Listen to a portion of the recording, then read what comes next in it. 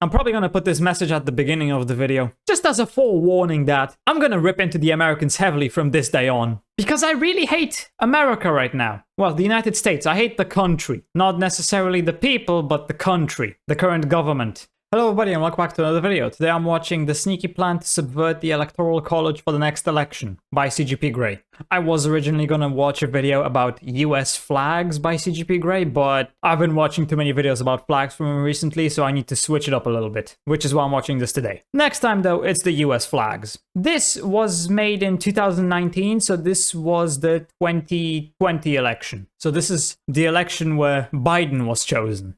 The Electoral College, America's unique way of picking her president. For it or against it, you might want to know there's a plan to use the Electoral College to subvert the Electoral College. It's a sneaky plan, and to understand, remember that while it feels like citizens pick the president in one big election, they don't. The 50 states pick the president. Oh, and District of... This was kind of seen in the recent election, the Harris versus Trump, because Trump won the popular vote only by I think 3 million people. But the Electoral College, he won almost in a landslide. But he barely won the popular vote. Of Columbia. But not you, Puerto Rico. Come back when you're a state. How the states come together and how they vote is what the Electoral College is. Each state gets votes proportional to her population plus 2, and is free all the to other cast overseas these votes territories she wants. of the Most US. look at how their citizens voted and give all their Electoral College votes to the statewide winner. But they don't have to. A couple states cast their votes proportional-ish to their citizens' preferences. But states are free to vote however, including against the preferences of their citizens. Let's make a note of that. But back to this +2, which is why some citizens really don't like the Electoral College. The +2 means the states less populous produce preponderant presidential picking power per person. At the extremes, some states get 1 vote per low 100,000 people and some states 1 vote per high 100,000. This is how the Electoral College sometimes picks a president that nationwide most citizens didn't, because roughly 80% of the state's votes are given by population and 20% aren't. This is on purpose. Dividing power between the levels of citizen, state, and federal is and was a central point of the Constitution. It's a compromise-stitution. So if you went back in time to when the states were about to finalize the deal, yelling, "Don't sign that document, I'm from the future," you're creating an Electoral College where votes for president are distributed proportionally-ish, not perfectly proportionally. The reply would be, yes, that's one of the many compromises we agreed upon. But because of that, sometimes a president will be elected with a minority of the popular vote. Yes, but the people, you can't trust the people. Do you think this compromise institution is for a direct democracy, lol? We're building a republic here. Yes, I know, but would you just look at this spreadsheet of How many states are there in the future? 50, maybe 51, depending on how. Wow, what a tremendous success. Go compromise institution. No, can we focus? Do you even own land? No. Well, we know who was chosen in the US now, and we can see what he's doing, so yeah, you can't trust the people.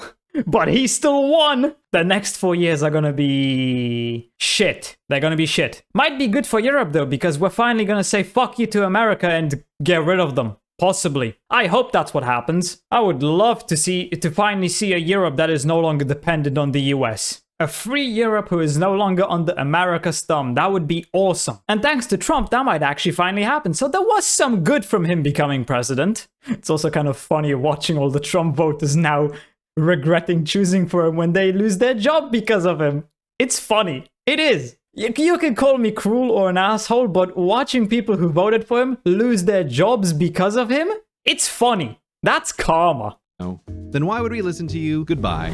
Thus, the Electoral College is doing what it was designed to do totally on purpose, and the Supreme Court has reaffirmed this. So if you don't like the Electoral College, then tough noogies for you, and if you do, then nothing to worry about. The Electoral College, in a fortress of axiomatic constitutionality, has survived for 1,000 generations of this republic. The only way to break through the front gate would be with a constitutional amendment, but getting enough states to push on the same side of that gromulent tool, while not— Hold on a sec. The Electoral College, in a fortress of axiomatic constitutionality, has survived for 1,000 generations of this republic. The only 1,000 generations of this republic. What exactly does that mean? Couldn't you just have said 250 years? only way to break through the front gate would be with a constitutional amendment, but getting enough states to push on the same side of that gromulent tool, while not theoretically impossible, is legislatively improbable. This is where the sneaky plan comes in. Did you forget about that? Don't worry, I got carried away. There is a backdoor that, if breached, can turn the constitutional fortress protecting the Electoral College into a prison. The sneaky plan is named the National Popular Vote Interstate Compact. It's a terrible name, probably on purpose to hide sneakiness behind boringness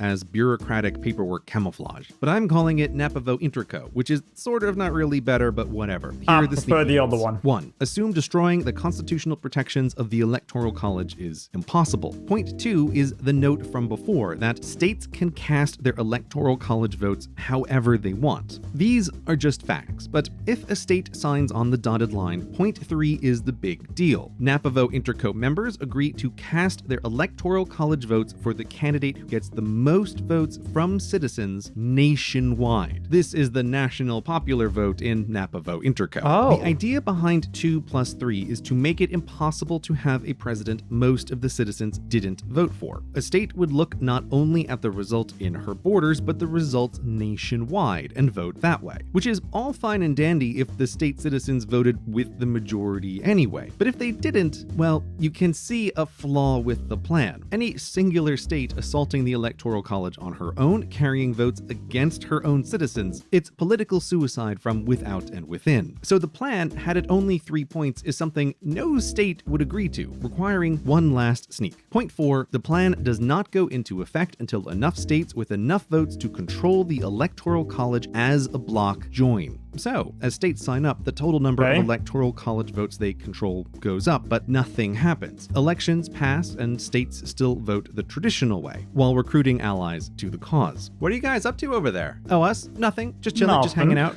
But once a controlling majority of Electoral College votes is reached, point 4 is satisfied, and when it's time for the next election, charge. All together, all at once, in through the back, the Electoral College is captured. The fortress is now a prison. From this moment on, the Napa Vote Interco bloc promises the candidate who gets the most citizen votes nationwide gets their controlling majority and becomes Has this ever happened? Without amending the Constitution, I don't think it has. The Electoral College has become totally pointless by using its protection of states' rights to vote however they want into the vital tool to functionally remove state votes entirely, making the presidential election into one not of states but of citizens. And there's no problem with this plan at all, except of course the instant this popular coup occurred, states outside the compact will storm the Supreme Court, who will then be forced to deal with everyone yelling all at once about the future of how the president will be elected, which will be amazing to watch, no matter which side the gavel of constitutional interpretation comes down upon. That's the plan. It's been around for a while and has enough confirmed signatures to be more than halfway to the trigger point. And in theory, enough states have laws currently pending in their legislatures that, if passed, would put Napa Vote Interco into action for the next election. Though, of course, it's easier to agree to things while they're far away and uncertain to happen, and the reality of voting against your citizens merely theoretical. So it may be much more difficult to get the final triggering 2% than the promised first 49. But the Electoral College, for it or against it, the National Popular Vote Interstate Compact is the sneaky plan to use it to subvert it.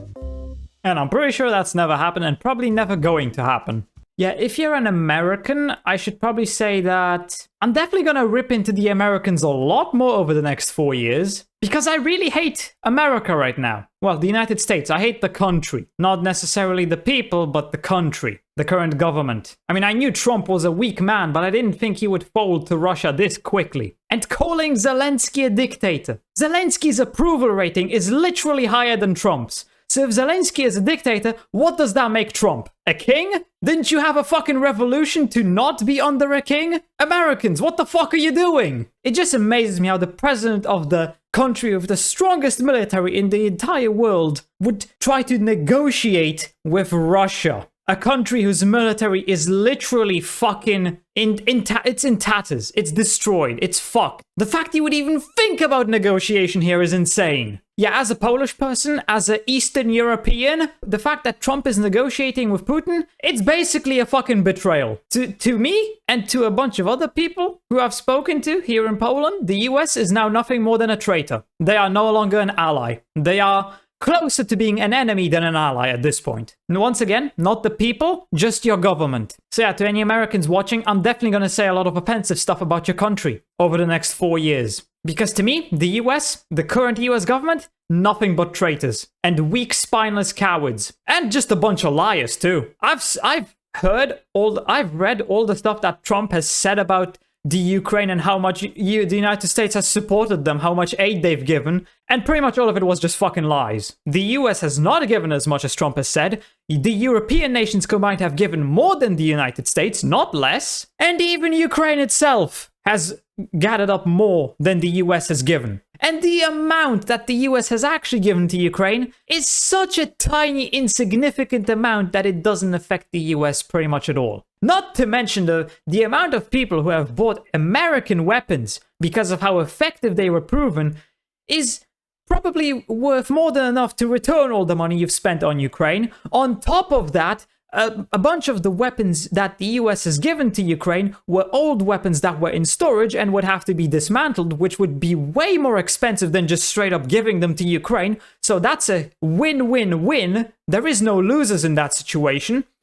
But hey, the people who just listen to propaganda are just going to believe it anyway. So why am I even saying all this? I'm probably going to put this message at the beginning of the video, just as a forewarning that I'm going to rip into the Americans heavily from this day on. Because I have no fucking sympathy anymore. I don't give a fuck. Although I feel like the majority of people will probably still agree with what I'm saying because Trump's approval rating is constantly going down. I think it's below 50% now. And given what he's doing, it's probably going to continue to fall, which means the majority of people really will agree with what I'm saying. But anyway, that's enough. I'm done. Video over. Hope you enjoyed. If you did, consider subscribing and leaving a like. If you're interested, why not watch this video right here? And with that, I hope I'll see you in the next video.